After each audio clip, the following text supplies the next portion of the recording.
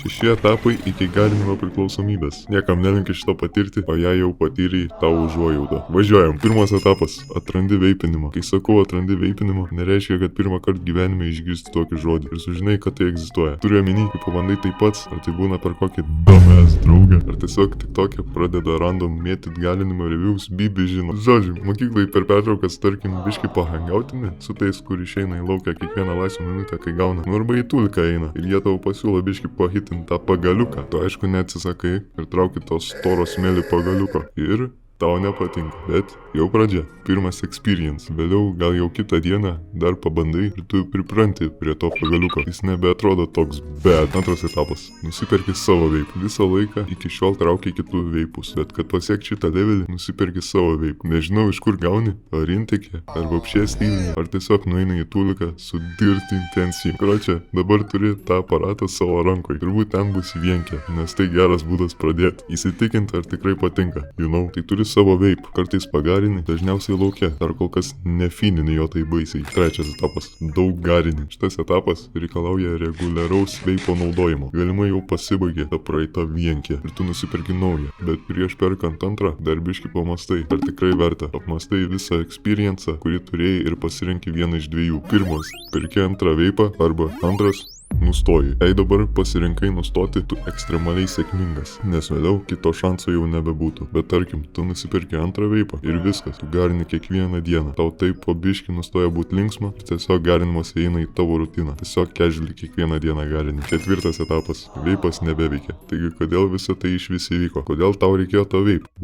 Garinimas su nikotinu duoda buzz. Ir tas buzz ir yra tas addicting dalykas. Būni priklausomas nuo buzz, bet pasiekus šitą etapą, tas buzz dingsta. Jis pabuvo kokius 2-3 mėnesius, bet kai pradeda naudoti labai dažnai, jis pranyksta. Ir tu tiesiog garini, kad garint. Iš habito. Gal ir gauni šiokį tokį buzzą rytais, kai negarini 8 valandas, bet šiaip ir taip baisiai maža. Taigi buzzo nebėra. Penktas etapas. Taigi apmastęs savo sprendimus ir poelgį, nusprendi, kad garinimas yra a piece of shit ir nebenori garinti, nes nebėra buzz.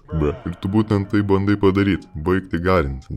Ką aš sakiau prieš tai? Paskutinis šansas nustoti jau praėjo. Ir dabar per vėlu. Taigi tu bandai kvitint, bet nikotinas pasiglenčia tavo sielą. Velnio demonai griaužia tavo kūną su nikotinu. Ir jei negriauš, tie demonai sprogs. O tu to nenori. Bent žinai, kas būna, kai bandai sustabdyti nikotino consumption po ilgo laiko. Būna withdrawal, kai pakyla apetitas, slydina į svorio pakilimą, gali vemti, nebėra motyvacijos ir baisiai finini to pagaliuko. Todėl ir yra labai sunku šitą šūdą kvitinti, taigi tau neišeina. Šeštas etapas. Tau game over. Taigi susitaikai su realybė, kad tu stuck su šituo aparatu, kol mirsi. Dabar turi du pasirinkimus. Pirmas. Būni addicted ir fully veipini, kol fucking miršti nuo vėžio. Antras. Supranti, kad čia nieko gero, bet tą pyktį perneši kitiem. Kitais žodžiais, tu tampi pats veipų dealeris ir užsikali šaibų, bet galų gale vis tiek miršti nuo plaučių vėžio ir tau irgi GG. Taigi aš nesakau, kad jau 6 etape nebeįmanoma kvitinti ir sustabdyti šito addictiono. Viskas įmanoma. Jeigu tu pasiekei jau 4., 5.